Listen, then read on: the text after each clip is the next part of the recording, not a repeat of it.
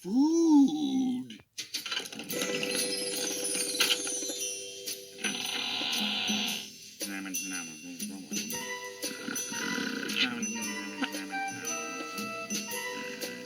Not food.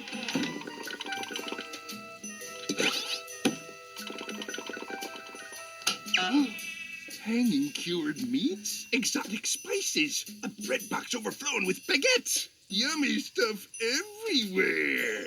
I'll start with the fridge.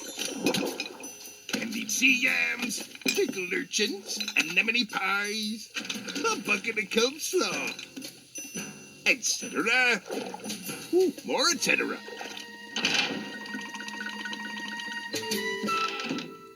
Oh well, I needed to lose a little weight anyway.